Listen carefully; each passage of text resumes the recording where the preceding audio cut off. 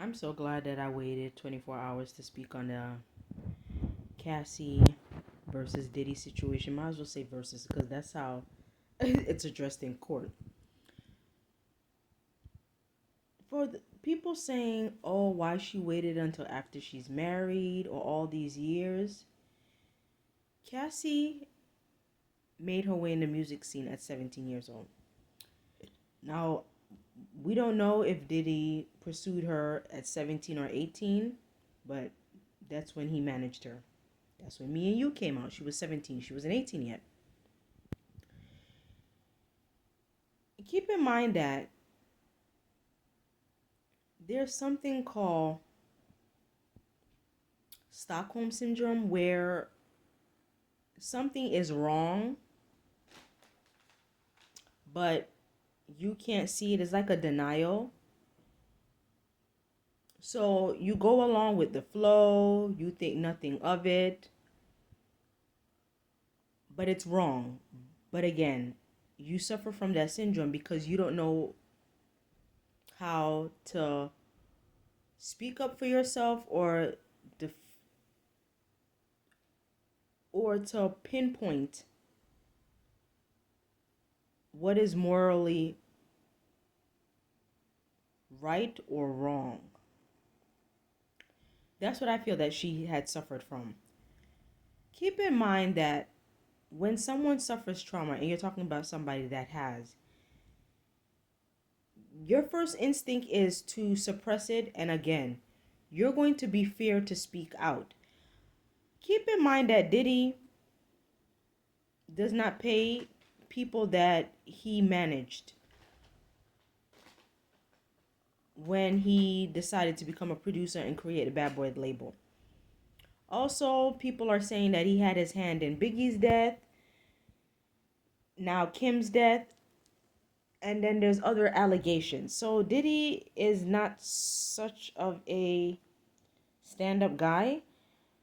So I'm not sure why people are saying, well, why Cassie didn't come out. You see, when you have power and then you're a man, you could forget it. Diddy is a billionaire. Even if you were to try to speak out or defend yourself, he has money. So therefore, when people have money and status, you can pay people to keep quiet. You can hire hitmen. You have the resource and means to keep people quiet. Keep in mind, Cassie was young. When you're young, you're naive. I don't care what people say. You're naive. Because again, the brain doesn't fully develop until age 25. So that goes to show you. Cassie didn't leave him until she was probably like what? Near early 30s, maybe in her early 30s, after she's been with him for over 10 years. So that goes to show you that Stockholm Syndrome played a part and she was scared. So people need to stop saying why people didn't speak out after all these years because you don't know how that person felt. Now you have some people, I'm not going to lie, that will lie. They'll find opportunities to tarnish somebody. But if people have been coming out to speak against Diddy, that goes to show you that he's not a stand-up guy.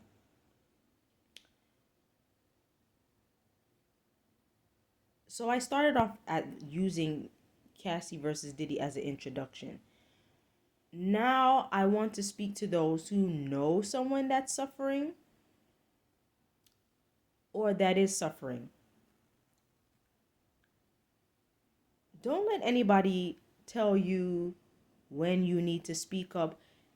It would be more better for you to speak out because the sooner the better. Because if you're being abused or manipulated by someone, more than likely once you get out of that situation, or because some abusers and manipulators, they will use you and then toss you to the side and then they'll find another victim. That's how they work.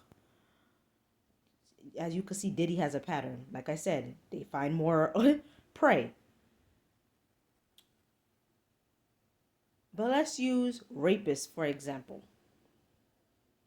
Rapists don't target just one victim. Usually there's multiple victims. Now, usually they'll have somebody that they like, that they prefer, that they can manipulate and abuse for a longer period of times, but usually they have multiple victims. For example, in my personal life, with the abusers that I've came across, after the situation happened and I spoke, because me, I don't wait, I open my mouth. But that's just me. Everybody's not like me. It was brought to my attention that this person has some traits, or they've done this to somebody else before. Of course it was swept under the rug, but there were victims.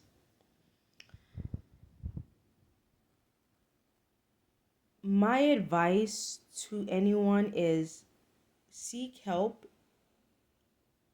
professional help, I would say, because, or somebody that's trusted and non-judgmental, because again, we have a lot of people that suffer from Stockholm Syndrome, and not only abusers, but people looking on the outside, because you'll have people that know what's going on or are aware, but they'll keep their mouth closed or live in denial. So we have people like those. And that's why it's very important that you have a trusted support system, because you're going to need it. Because overcoming that trauma and abuse is not it's not easy. You could go to therapy and they'll give you tools, but again, it is a process. It takes years to get overcome. Let's just say you were in a violence situation. Men and women, some of them will be blessed by an individual that's not an abuser, but unfortunately, the new person that's in their life has to deal with the fact that this person has trauma and they don't know how to love them, or they can't reciprocate that positive love, because to them abuse is love. There's people that think like that. Therapy does help, but again, even after you go to therapy, because let me tell you something about therapy. Therapy is a band-aid and is also a temporary fix, because again, once you leave that session, or even when that you're so some people do therapy for 6 months, 5 years, they're on and off, but it's a process. They'll give you tools to help manage, but that pain, because when people suffer trauma, it's pain. That's pain that you dealt with. Like if you lose a loved one, yeah, life goes on, but you still have that pain, but you still have to find ways to cope and keep going. A lot of people can't do that.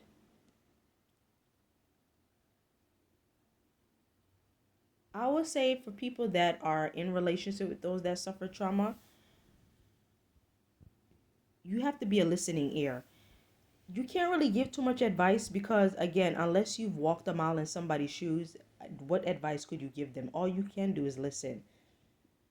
Don't even try to be like, well, look on the bright side, be glad you're alive, you're married, you found someone new, you have children. It does not work that way.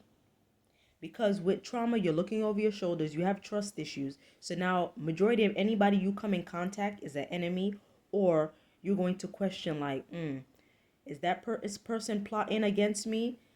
That's why I said it's a process, and it's not easy to manage, because if it was, people would not be coming out maybe 2 to 20 years later speaking about the hurt and pain that was inflicted by somebody else. That means that was suppressed, something triggered, and then now they're ready to speak out, or they were given the courage from their support team and their therapist to be like, okay, now I'm ready to tell my story. That's how that goes. It's not a time frame of, okay, it happened, I'm gonna say something, because again, there are people that are fearful, especially if the person that is inflicting the pain has power and money, because let me tell you something, money talks. Money can do many things. It can't bring happiness, but it sure can. bring about resources and to suppress people. So let's not act like that's not what when people in power abuse their power, they don't use money and their status. Let's not go there. So I'm gonna need for people to stop saying, oh my gosh, Diddy would never do such, or this abuser would never do so, or because they're buying a TV station or their album is selling, somebody wants to tear them down. No, they got skeletons in their closet. That's no. They got skeletons in their closet, and it's about time that the world know what their skeletons are. That's what that is. It has nothing to do about tearing down. Again, there are people that lie. I'm not going to say that some women do not lie, but I know which side I'm on and which side I'm not on. I'm not a fan of abusers. I'm not a fan of people that abuse their power. That's why I don't talk to certain relatives or family members, because no, I don't do the fake. I don't do the smiling face. No, that's not me. Once I get, let me tell you something. I may interview celebs, I may admire them, but let me tell you something. If I come across that you did some questionable things, especially because I don't take abusing lightly, that you did something, trust and believe, I'm not going to support your music. Trust and believe, I'm not going to be a fan of you. Because let me tell you something. If I could be a fan of you, that means I could be associated with people that are abusers. That means I'm opening a Pandora box for my children to be abused. I'm not doing that, because let me tell you something. People that like to support people that do wrong, all you're doing is just opening up yourself and your loved ones around them to be abused, because sooner or later they'll abuse it. And even if they don't, the fact that you know something is wrong and you're keeping your mouth shut, you're just as guilty.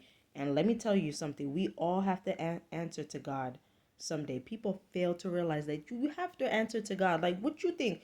We on this world for a purpose, but when you do right or wrong, you still have to answer to it. You reap what you sow. Thank you for listening, but please support those that are being abused. Do not do any victim shaming. We need to support people, because again, we're on the outside looking in. We don't know the truth, but let's not act like money and power does not suppress victims that are being abused. Thank you.